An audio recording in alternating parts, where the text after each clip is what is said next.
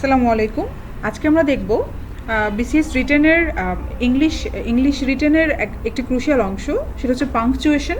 Punctuation নিয়ে ঘুরে ফিরে প্রত্যেকবারই প্রশ্ন আসে। আর তো সে আসেনি, বাট এর আগে এসেছে, তো এটা আসতে পারে। সো আমরা পাংচুয়েশনের অনেকগুলো পার্ট আছে, তো আজকে পাংচুয়েশনের খুবই বেসিক একটা পার্ট, সেটা হচ্ছে আপার কেস ইউজ করা বা ক্যাপিটাল লেটার কীভাবে ইউজ করতে হয়, সেটা 12টা রুল আমি এখানে আমরা আজকে স্টাডি করব।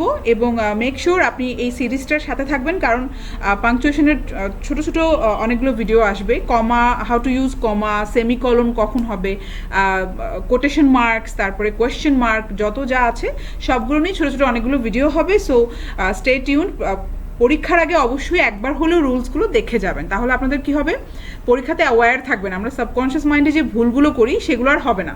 সো সবার আগে আমরা দেখে নিই যে পাংচুয়েশনের মিনিংটা আসলে কি বোঝাচ্ছে। পাংচুয়েশন বাংলাতে যদি বলতে হয়, বাংলা গ্রামারে যেটা জ্যোতিচিহ্নের ব্যবহারটা যেটা আসলে আমরা বুঝি, তাহলে এখানে আমরা ডেফিনেশনটা দেখি। Punctuation meaning: the marks such as full stop, comma, brackets and any other conventional sign used in writing to separate sentences and their elements to clarify meaning. So এখানে বেসিকলি দুটো উদ্দেশ্য বোঝাচ্ছে। এক হচ্ছে যে সেন্টেন্সকে আমরা সেপারেট করব এবং তাদের এলিমেন্ট, অর্থাৎ সেন্টেন্সে কি থাকে, একটি বাক্যে বিভিন্ন পদ থাকে।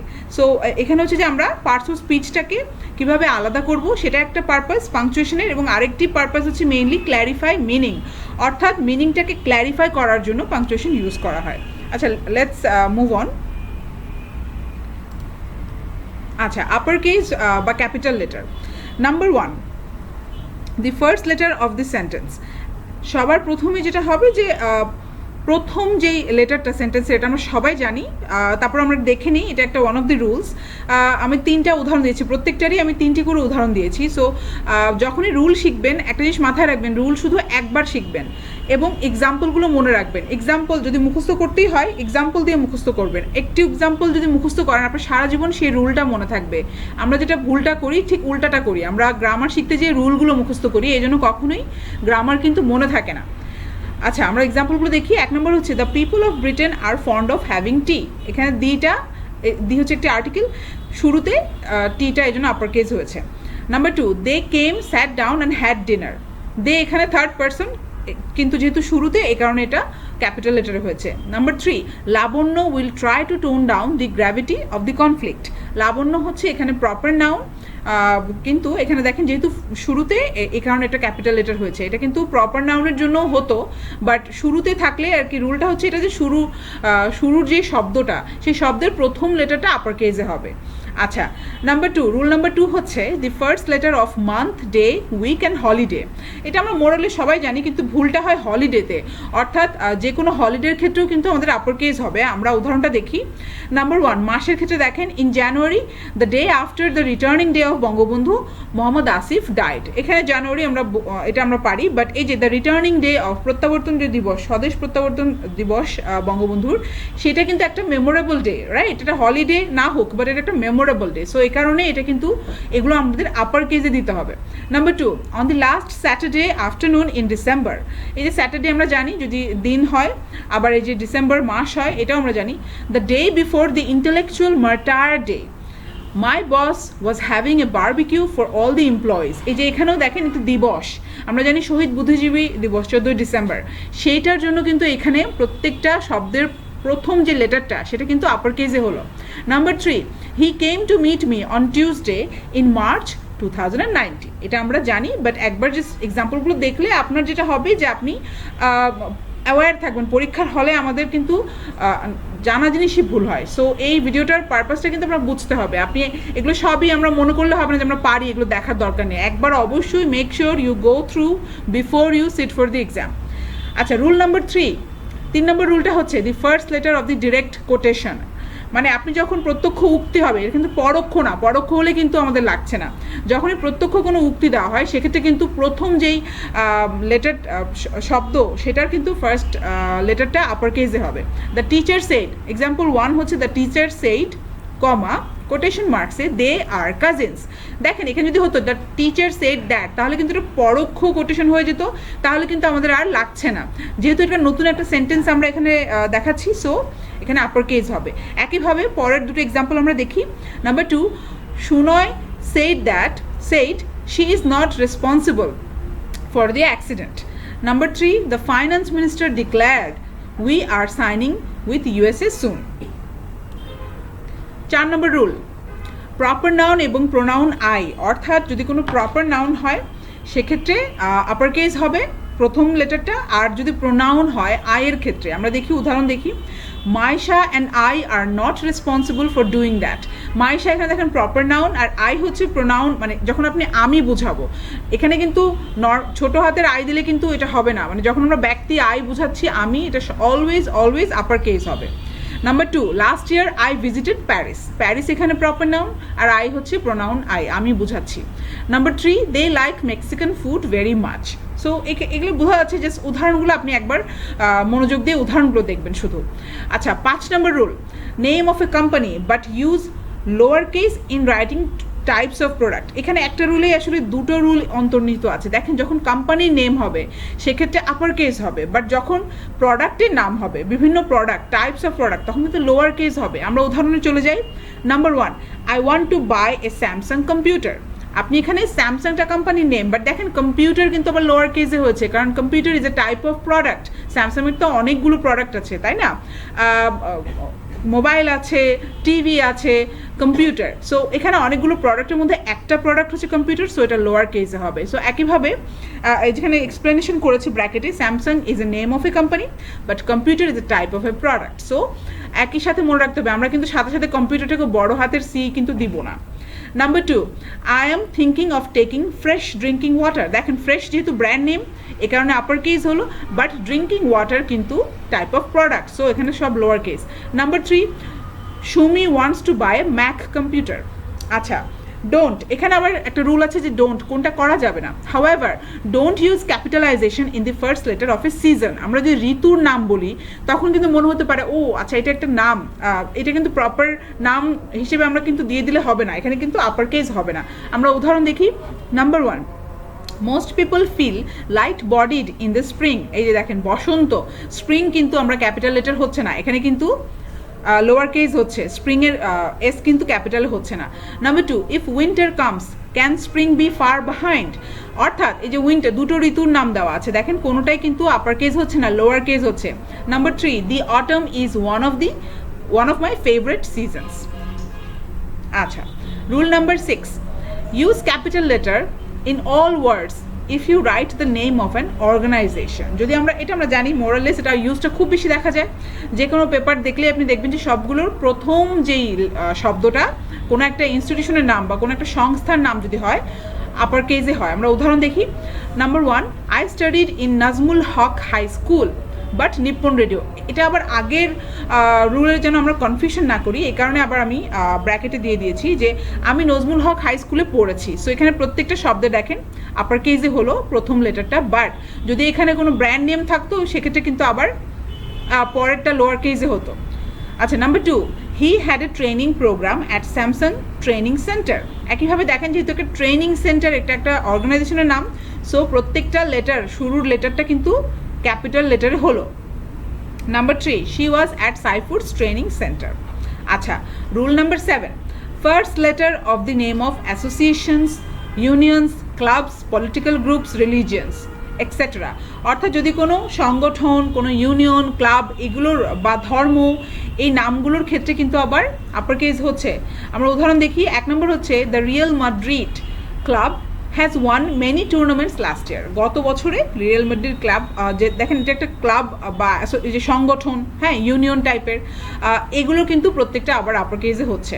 Number 2, the US has the largest share of contribution in the United Nation Organisation. আমরা জানি ইউএনও অনেক বড় একটি সংস্থা, সো এখানে প্রত্যেকটা আপার কেসে হচ্ছে।